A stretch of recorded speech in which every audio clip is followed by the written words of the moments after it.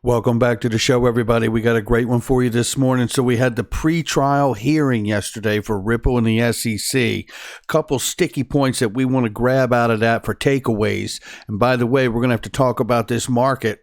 If cryptocurrency is currently falling like a manhole cover from the sky, we're going to get into that. And we're also going to talk about, guess what? Gary Gensler confirmation hearing for the SEC's coming up 7 days away. Let's roll that beautiful intro. Here we go. This is Digital Perspectives with Brad Kimes. Subscribe for new content notifications. Now, here's Brad Kimes. Come on in. Welcome back to the show, everybody. You can follow me on Twitter at BackupBradleyAbove and everything that we're talking about here at the top of the screen. Let's go ahead and get into this thing. The market cap for cryptocurrency has fell from 1.6, 1.7 trillion to 1.3. The entire space is off by more than 16% right now. Bitcoin has fell to $46,941 and still falling. Ethereum is now down to $1,473, and we go down now really quickly to XRP just to get right to it. It has fell to 44 cents. That's where we are currently right now. I had to shake my head and look at it twice. I was like, are you sure that's what I'm looking at? Well, it really is. It's off by 21%. And here's the takeaway. 21% on the 7-day and 21% on 21% on the 24-hour. That tells you all the pain has come in the last 24 hours. I have maybe a point of view that can touch that. I think a lot of this comes from the hearing and what we're going through right now. And I'll tell you why in just a second. So let's go ahead and get to it here. Matter of fact, it's now at 43 cents, according to Fiat Link. Excuse me. Let's go ahead and get started here. So here it is. U.S. Treasury Secretary floats the idea of a digital dollar maintained by the Fed. Well, this comes on the heels of us covering one of the Fed presidents, I believe it was in Boston, talking about the fact that the digital dollar was closer than people think. There'll be more to come on this in a future video. It may be later today or maybe tomorrow, but there's a lot of information that's tying up about this. And I know a lot of people are like, hey, I can't make money off a digital dollar, so what do I care? Well, not so fast. See, the on and off ramps being controlled by legitimate digital dollars released by the Federal Reserve or central banks around the world is an extremely big deal. Okay, let's just know that going in. We have some really interesting information to look at on that. Now let's get to it. So this is the pre-trial hearing we're going to talk about now. And by the way, just caveat, Wyoming has got a new business and it's Ripple Markets, right? They applied November 2nd. We covered that yesterday, but just keep that in mind while all of this is taking place with the court case as we move through this information.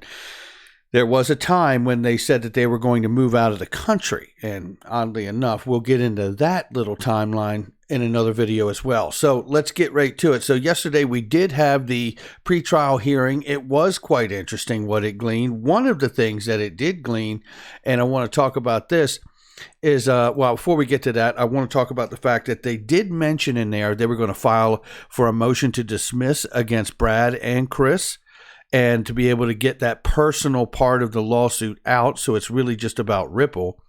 Another takeaway is they keep pointing to the fact that Bitcoin and Ethereum were given the good housekeeping seal by the SEC, and they keep requesting that the SEC must provide the information that they used to arrive at that decision.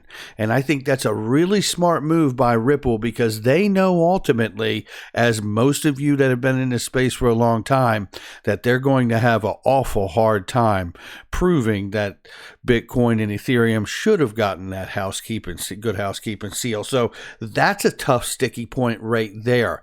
Now, think of this for a moment before we go on to the bigger point of this, right? Which is, if you're in the Bitcoin realm or the Ethereum realm, knowing that there is a video specifically of Vitalik Buterin saying that they did an ICO, an initial coin offering, which is a security. He says it on tape. I couldn't find it this morning, but it is out there, and I've played it on this show before. And the SEC did nothing, right? So that hurdle in itself is really not only a great point for Ripple in their defense, but if you take another look at it, it's also a point that speaks to why the market might be down right now, right? Because if they truly didn't get a pass, maybe this is why we're experiencing this right now. People are getting the spotlight put on the fact that, been saying this for a while, truly nothing in this space has really been defined in a legal manner.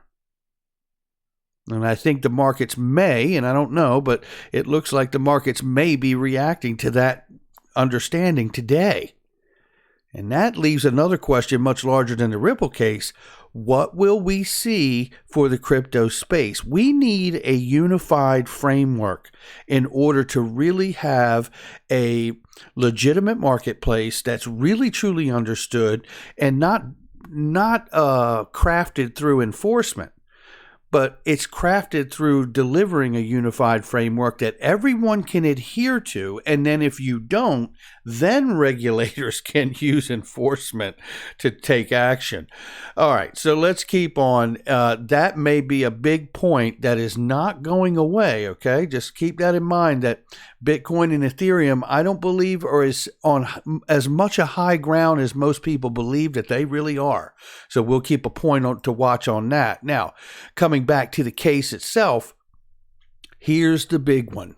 The defendants claimed, that is Ripple, that the SEC had many discussions with several crypto platforms, or at least one in 2019 and even earlier, and the regulatory body never warned or hinted at XRP being a security. All right, well, that's really coming specific to the digital asset XRP and Ripple and this case and the SEC.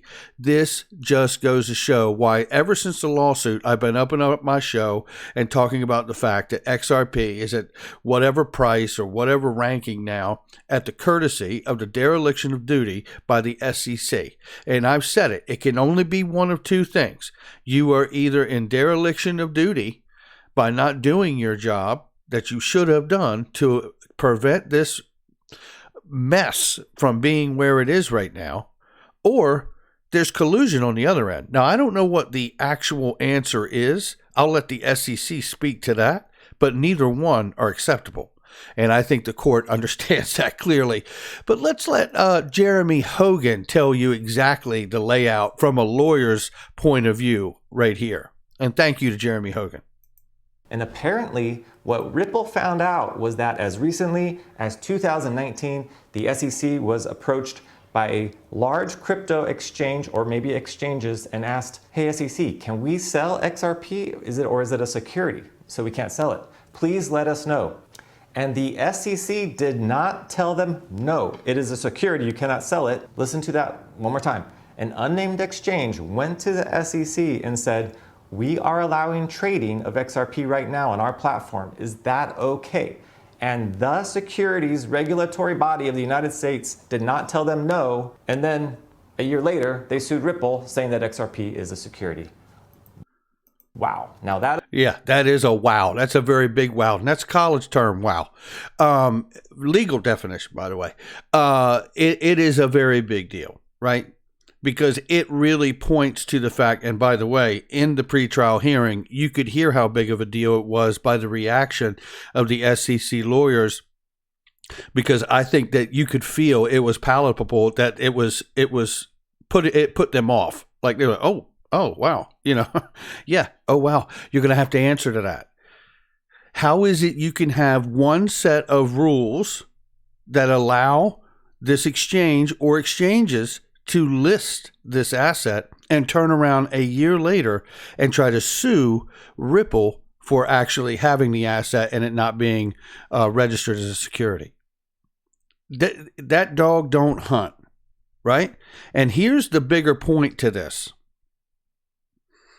In order for there to be a case, and I don't need to be a lawyer to know this, but in order for there to be a case for the SEC to continue, they must be able to answer that question correctly.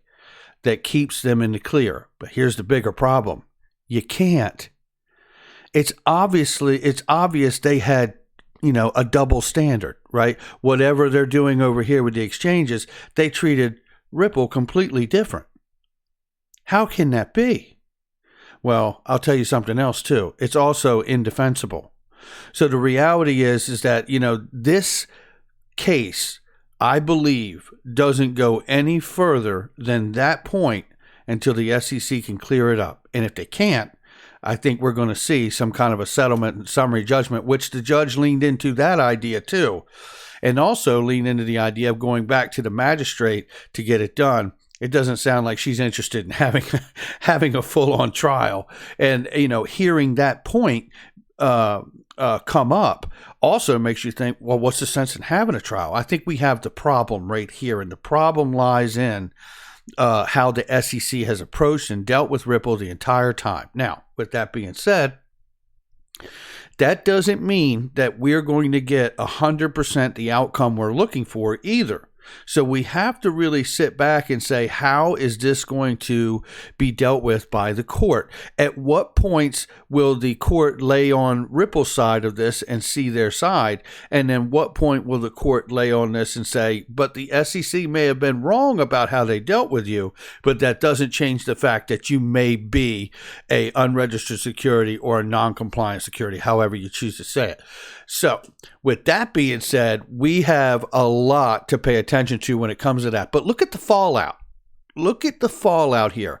Due to the uncertainty concerning their ongoing litigation with the SEC, the MoneyGram company has suspended trading on Ripple's platform. This is absolutely an SEC fiasco. I mean, look at the retail market that's been decimated. That's because of the SEC, not because of Ripple, not because of the XRP, right? Now look at the business side of this, the commercial side of this, where the actual volume and utility really comes from being damaged now. Oh, this absolutely smells like a countersuit to me, to be honest with you. Because, they could countersue the market regulator and, in my eyes, win just on the point we covered alone. So, with that being said, we got a lot to watch and pay attention to. Ashish Birla comes through and clarifies that the Dallas-based money transfer company has indeed stopped using Ripple's on-demand liquidity solution, but a multi-year contract between the two companies was still in place. Basically, MoneyGram has to CYA. They got to cover their ass, and they got to do what they got to do legally to make sure that they don't get roped into this thing for having a non-compliant or unregistered security, right? And that is the smart move for them to do, but their relationship is still well intact. They understand that, look, we got to get this cleared up, and then we're going to go right back to doing what we were doing, and probably 100x that once they get the clarity. So here's the other big piece of news today is Gary Gensler will face the Senate Committee on Banking, Housing, and Urban Affairs on March 2nd. Hallelujah. This guy knows what's coming. And by the way, we're going to hear about that in a second too. We're not out of the woods yet. There's a lot of hurdles for us to get through here, ladies and gentlemen. Here's what I want to say.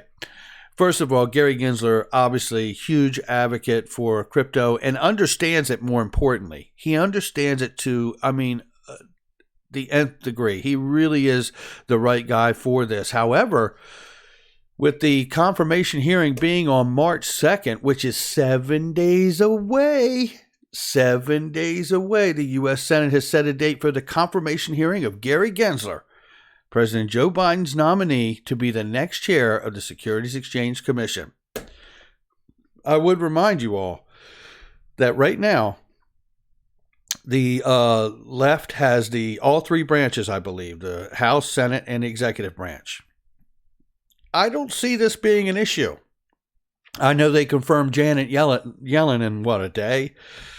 or even just a few hours. So I don't see this being a problem. And honestly, I also see the sign that they've set this hearing is that I think somewhere in the government, someone realizes what a fiasco is going on with the SEC right now. And they're like, hey, we need to get the confirmation done with Gary so we can start to get some direction out of the SEC here.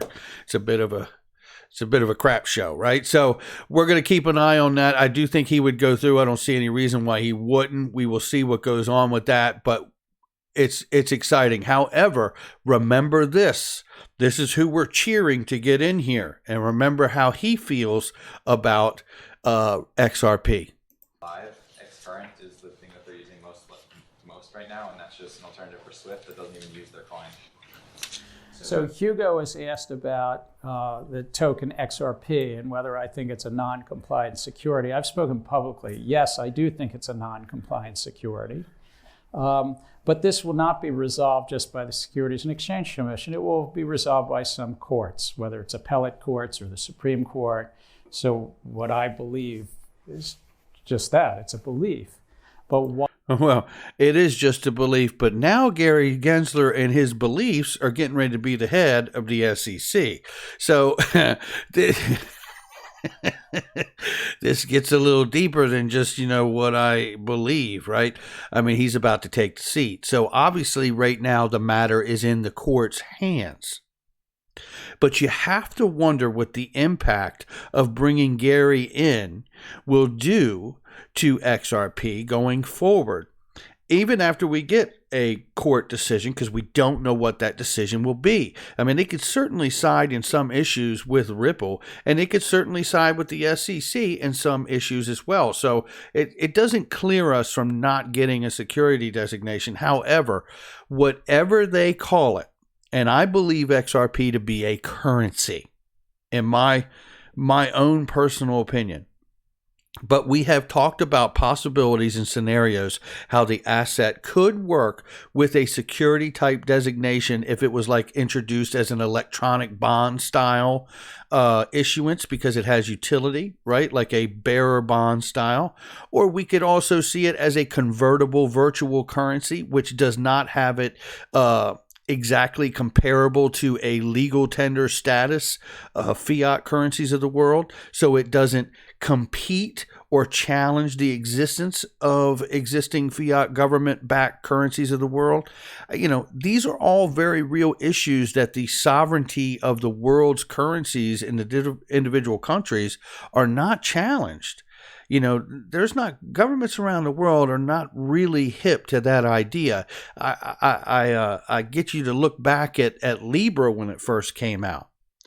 Well, that notion was actually floated by Facebook and Libra at the time, right? They were going to take major currencies of the world and weight them in a basket and then create Libra coin, which was new money, off of a weighted basket like the SDR, and then back it. But all the money in the basket is fiat-backed money that's held to monetary policy, and then creating a token that is out of thin air that has no monetary policy. I remember specifically the president of France stepping up and going, not going to happen, right?